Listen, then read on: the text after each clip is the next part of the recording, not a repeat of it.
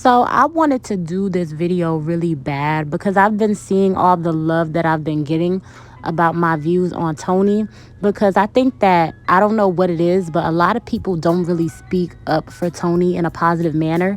And I think the fact that I have such positive thoughts about Toni makes people feel uncomfortable, and I'm sorry for that, but those are just my views. But this video, I'm going to take things a step further and really embark on this journey of me feeling like Toni wasn't the biggest villain of the show. Now let's talk about it, okay? I want to talk about their backgrounds, right?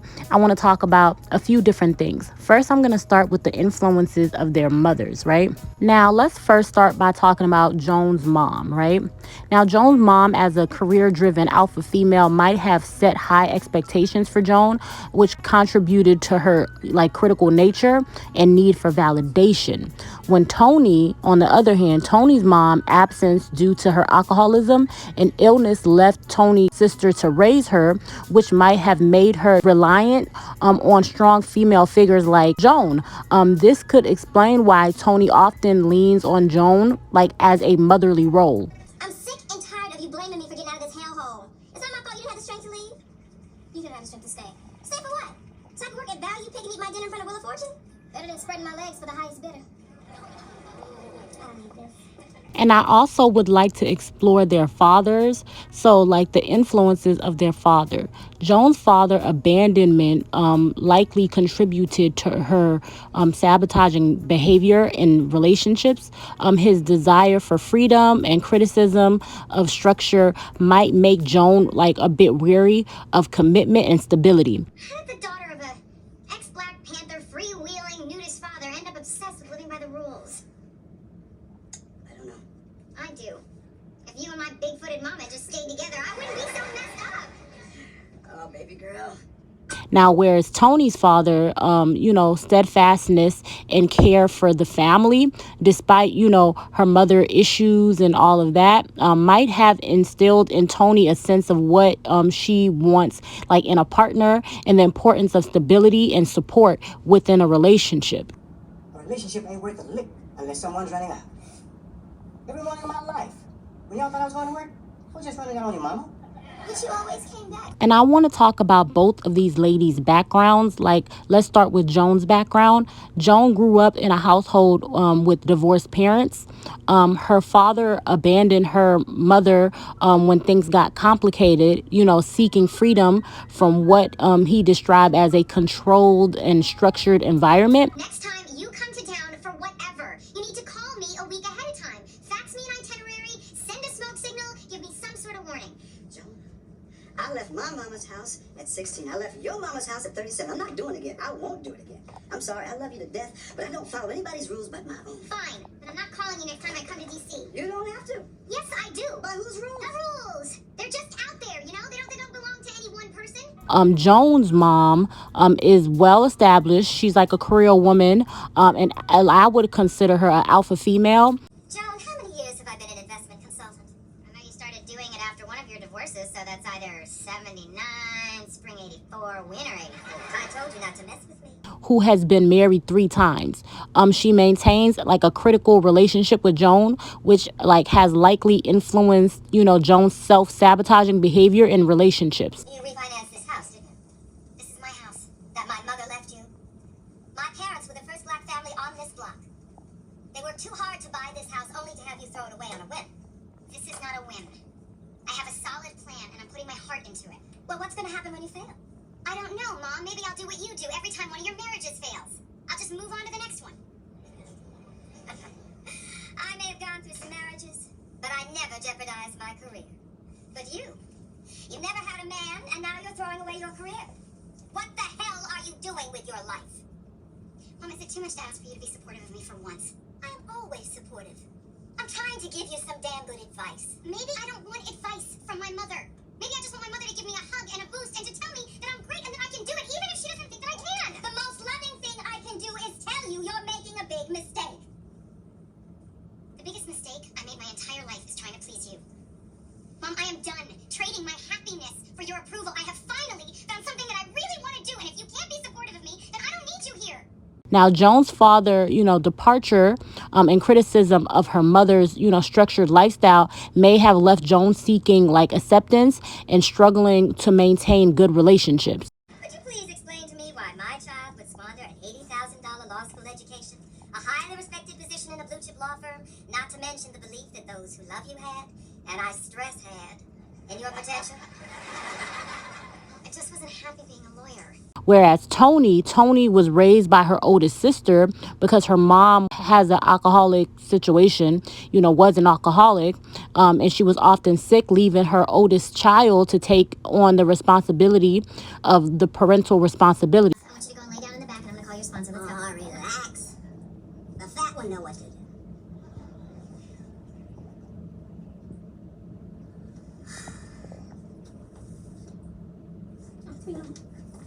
One, two, three. That's right, baby. Get your mom up. Toni's father was a loving man who took care of his family and never abandoned them despite, her mother's issues. Now, Toni's upbringing, she was critical of her sister, has made her very intentional about what she wants and what she does not want in relationships. So I think that her being raised by her sister kind of gave her that push, that motherly love. But I also think that it created room to where dynamics were like, it was a bit blurred if we are keeping it honest. Being that I don't think that Toni's sister should have been faced with the responsibility of raising Toni. And I think that because that existed, she seeks that in Joan. And I think that because she didn't really have her mother step up and her mother raise her, it, kind of created like a very blurred line as far as boundaries. Like her oldest sister is her sister. Her oldest sister should not have been dealt with the cards of having to raise Toni, but those were the cards that she was dealt, and she had to step up and take care of her siblings. So Toni has a very, I would say, a lopsided idea of what a mother is supposed to be, because her sister actually was her mother, and her mother got to kind of play like, one of the children, and, needed her child to nurse her. So the boundaries as far as Toni seeing Joan as, oh, this is just my friend, this is not my mom, those boundaries, in my humble opinion, is getting blurred. It's about the fact that you never respected me. How could I respect you when you hated me? How could I hate you when I damn near raised you? You are not my mama. Who gave you your bath at night? Who got you ready for school? Who combed your hair? Who helped you with your homework? Help her, I did your homework. Who got you your first training bra? Who was there when you hyperventilated over getting your first period? Who worked a part-time job so I can help you buy those Jordan jeans like Joan had? Who do you think fed you a dream that you could get the hell out of here, Toni? So what you want me to say, Sherry? Thank you? Yes. Yes. Now let's talk about the attraction and friendship. Now, Joan and Toni might be drawn to each other because of their, contrasting yet complementary background. So Joan's need for acceptance and tendency to self-sabotage might find balance in Toni's intentionality and divisiveness. So Toni might lean on Joan to play a motherly role given her experience with her own mother and sister. This dynamic could create a balance where Joan feels needed and Toni finds the nurturing she missed from her, her own mother. Thank you, Sherry. Thank you for then, and thank you for now. I know I don't come up here as often as I should, but I know Mom and Daddy are okay because you're here. Listen, you're still young. You can still get out, start over. Todd and I are about to buy our own house. You can move to LA and live in a condo for free. Why would I move down to LA when I'm about to make manager value pick? Is that good? 30% off, full health and dental, and one pair of eyeglasses a year. You do the math. You did my homework. You do the math. Another layer I would love to talk about is Joan's savior. She has this savior complex. Joan often gets used by her friends and seeks validation by being needed. Her savior complex might stem from her upbringing, where she felt like the need to compensate for her father's abandonment and seek approval from her critical mother. This need to be the savior could be a way for Joan to feel valued, important in her relationships, providing a sense of control and purpose. I chose this life. I'm happy. I just want you to respect that. I'll respect it. I don't understand it, but I will respect it. Now, I think that, Joan and Tony's different upbringings really play a huge role in how they approach relationships. Joan's experience with her father's abandonment and her mother's high expectations might make her seek validation and struggle with commitment. On the other hand, Tony's nurturing background with her father and her sister might give her a clear idea of what she wants, making her more, intentional in her relationships. Now, I think a lot of people don't fully understand Tony, and I think that it is kind of my hidden responsibility. I feel almost like compelled to help people understand. Like I say this over and over, Tony grew up in Fresno in a challenging environment marked by poverty and family struggles. Her mother struggled with the alcohol addiction, and her father was often absent due to work, leaving Tony to be raised by her oldest sister. Now, this tough upbringing meant that Tony had to fend for herself a lot, which led her to seeking attention and validation in ways that might come off as self centered to others. Now, these experiences have left Tony with deep fears and insecurities.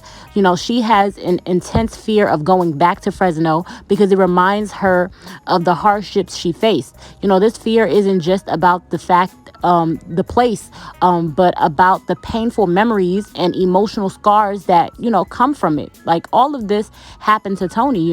It's important to understand that Tony's behavior today is a result of these past experiences.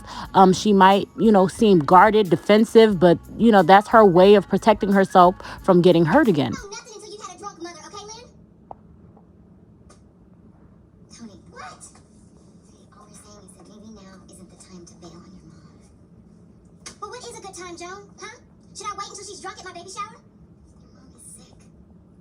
Tony, your mom is an alcoholic. That's her problem. You're right, it is her problem. And it's okay to be mad. But you're not a kid anymore, Tony. You can confront your feelings about your mother and deal with this like an adult. Okay, fine. I'll send her a gift certificate to the Sizzler. She loves a salad bar. Now, as a dark-skinned black woman, Tony faces additional challenges. Society often struggles to see her vulnerability, which can make it even harder for her to receive the empathy and support she deserves.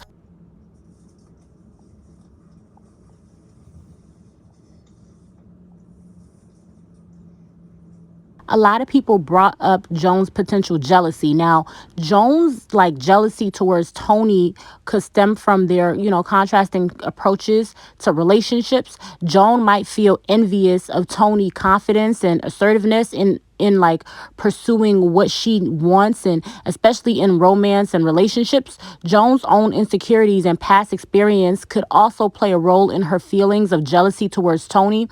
It's actually fascinating how their different, personalities and background can lead to such a complex dynamic between the two, ladies.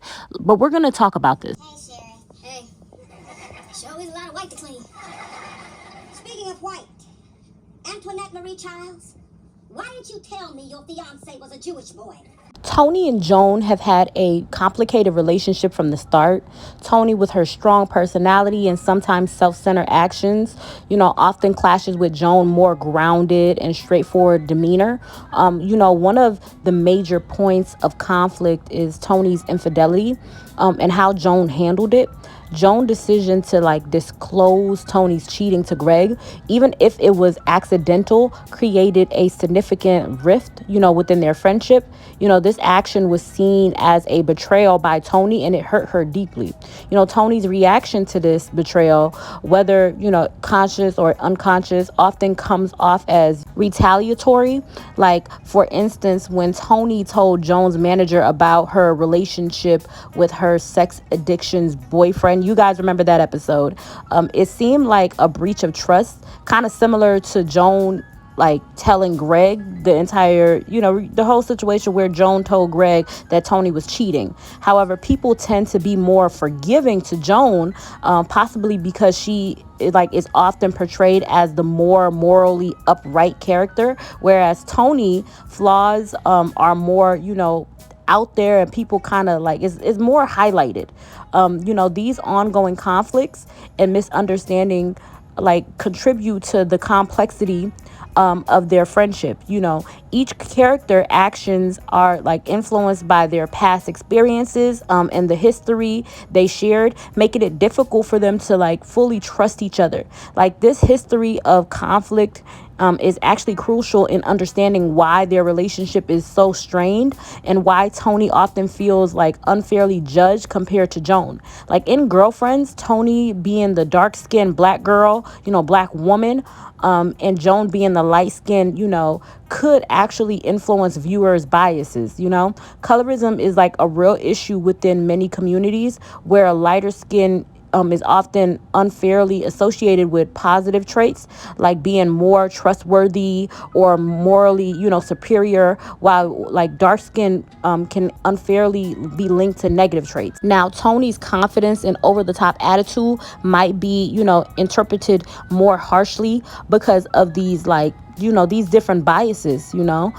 People might be more like willing to give Joan the benefit of the doubt because of her lighter skin tone, even when both characters make similar mistakes. This disparity can contribute to Toni being seen as the villain more easily despite the complexities of her characters. So like colorism, right? Let's talk about it. So colorism could indeed be like a factor in how Toni and Joan's actions are perceived differently by the audience. It is an important aspect to consider when analyzing their relationships and the biases that come into play. Like colorism is a deeply rooted issue. That like this issue affects how individuals, especially in the black community, are perceived based on their skin tone.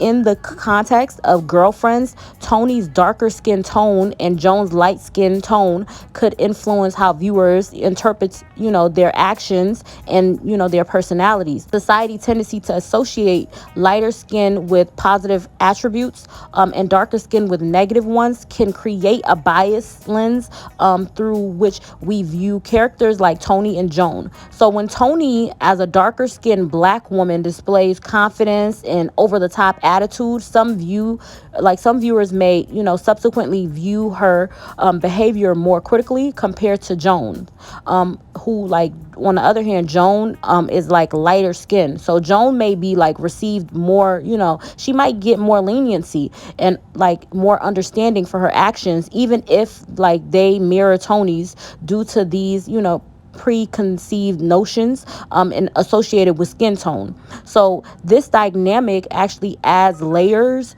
to the characters and their interactions and how they are perceived within the show. It's essential to recognize and address these like biases to fully understand the complexities of characters and relationships and the impact of colorisms on storytelling and character development. By exploring these themes, we can like just gain a deeper insight into the nuances on the representation and biases in media. Now, given that Girlfriends was created in the late 90s, coloristic perspectives of that time likely influenced how Toni was written. Here are like a few points to consider, right? Stereotyping. Toni, as a darker skinned character, might have been written, with exaggerated traits such as being overly ambitious or materialistic. These traits could be a reflection of stereotypes that were more prevalent in the 90s. Contrast with lighter skinned characters, Toni's character might have been designed to contrast with lighter skinned characters like Joan, highlighting differences in their personalities and experiences. This contrast can sometimes reinforce colorist like notions, whereas lighter skin is associated with more favorable traits. Challenges and adversities, right? Let's talk about that. Toni might have been given more storyline involving struggle or conflict, emphasizes the hardships faced by darker skinned individuals. This can be a double-edged sword, as it brings like attention to real issues, but also risks, reinforcing negative, perceptions. Now, romantic relationships. Now, in the 90s, it was common to see lighter skinned characters being more romantically desirable. Toni's romantic storylines might have been, influenced by this bias, affecting how her relationships were portrayed. let's also talk about character development. The complexities of Toni's character might have been shaped by the need to address or counteract coloristic stereotypes. Her development over the series could reflect on, attempts to provide a more nuanced portrayal of a darker skinned, woman. I think a great example of colorism in the 90s is the movie Class Act, and how they had two different characters. They had the bad boy and then the good boy. The good boy was a dark skinned guy, and the, bad boy was the light skinned guy. They ended up switching positions. So, whereas the dark skinned guy was with this girl who was perceived to be, oh, the good girl, got good grades and such, and she was played by the Fresh Prince of Bel-Air character, and she was light skinned, and she, had curly hair, and, what I'm saying, was like presenting in that way. Whereas the bad guy, his girlfriend, was a light skinned girl. I'm sorry, was a dark skinned girl, who was like had this bad boyfriend and all of these different things. It was visibly showing the good and the bad. And I think this is a perfect example of that. And that was the time that Toni, existed in, I would say, was coming out of. So writers still thought that way when Girlfriends was being written, and I think that's why a lot of people feel as though that Toni was this horrible person. I really want to do another video diving into Joan's and Toni's friendship. I just wanted to address like just the icing. Okay, I want to talk about their family dynamics in this video, and talk about how people view Toni and what may have contributed towards that. My next video, I want to really get into Toni and Joan's friendship versus their background, and the background of their friendship. I want to talk about different things and different layers. Like, for example, I want to talk about how in one breath people say that Joan should be forgiven because she accidentally told Greg, Toni's like the love of her life at the time, that she was cheating on him. She accidentally did that, and it was done by accident. But when Toni told Joan's boss, about how she's dating a sex addict, that had to be done intentionally because Toni just should have known better. And even in explaining, Toni even forgot that she told the boss that. And when she was explaining it to Joan, she like skated past it, like it wasn't that much of a big deal. I don't think she took it as serious, or if she had known that Joan was going to take it so personal, she probably would not have done that. But it was a mistake, and everybody does not give Toni the benefit of the doubt. No, she meant it. She meant to do that. It was done purposely because she's a narcissist. But when Joan does it, everybody gives excuses, and that's why I say that it could be colorism. But I'm not going to talk too deeply about that. I'm going to save that for another video. I just kind of wanted to hit you guys with this video, my breakdown of how I feel and why I feel how I feel about Toni. Let me know what you guys think. I love you guys to pieces, and bye bye.